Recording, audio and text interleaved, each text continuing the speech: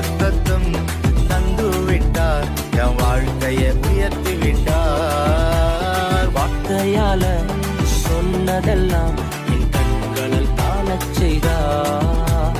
புதுசா புத்தம் புதுசா என் வாழ்க்கை மாறிடுச்சு.